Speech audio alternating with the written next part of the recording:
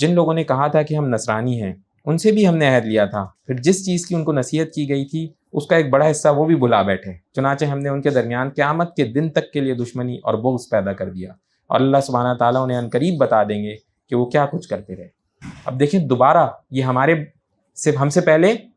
عیسائی، ان سے بھی اللہ تعالیٰ نے ایسے ہی عہد لیا کہ تم ساری چیزوں کو صحیح سنبھال کے رکھنا، پکڑ کے رکھنا۔ آج ہم مسلمان جتنے ہیں نا، ہم جمع ہو جائیں، قرآن کا ایک حکم اٹھا لیں، بولے یار یہ حکم ٹھیک نہیں ہے، ہمارے بس کی بات ہی نہیں ہے، ایک بات آپ نیگیٹو نکال کے دکھا دیں مجھے پورے قرآن سے، یہ چیلنج ہے کھلا، مانیں گے کہ پورا کا پورا ٹھیک ہے، مگر کیا ہے مسئلہ، عمل نہیں ہوگا۔ یہی حال اس وقت جب ان پر کتاب نازل کی گئی تھی تو اس وقت اس کتاب کا حال تھا، انہوں نے تو تعریف کر لی نا، اس کا حال یہ تھا کہ ساری کی ساری کتاب کے اوپر عمل بہترین کام تھا، تو انہوں نے بھی بلا دیا، ہمارے سامنے انہوں نے بلا دیا۔ پھر اللہ تعالیٰ نے کہا کہ ان کے درمیان دشمنی ڈال دی گئی، آج تک ہے۔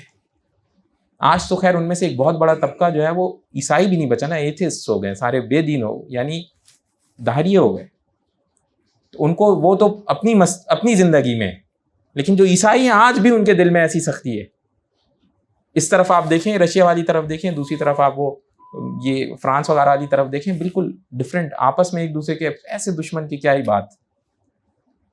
ملاقات نہیں، 100 سالوں پتہ نہیں کتنے کتنے سال گزر گئے کہ یہ بھی عیسائی وہ بھی عیسائی، ملتے تک نہیں ہے، ایسی بیچ میں عداوت ہے اور ایسی جنگ ہے، ایسی ایک دوسرے کو کاٹ کھانے کو دوڑتے ہیں۔ انا للہ و انا الیہ راجعون، ہمارے سامنے اللہ تعالیٰ نے یہ چیز دکھا دی ان کے ذریعے۔ تو یہ ساری چیزیں ہمارے اندر پیدا ہوں گی کیسے؟ ہم بھی اگر اللہ تعالیٰ کی باتوں کو ماننا چھوڑ دیں گے تو مسلمانوں کے اندر بھی یہی چیز پیدا ہو جائے گی کہ آپس میں عداوت ہو جائے گی، یہ بھی آپس میں ایک دوسرے سے لڑیں گے، یہ بھی، اور لڑ لیں، نہیں لڑ رہے کیا؟ تو یہ ساری چیزیں دکھانے کا، بتانے کا مقصد کیا تھا ہمیں کہ تم یہ نہیں کرنا بچ جاؤ گے، یہ نہیں کرنا بچ جاؤ گے۔ آج چھوڑ بیٹھے تو پھنس گئے اس کے اندر۔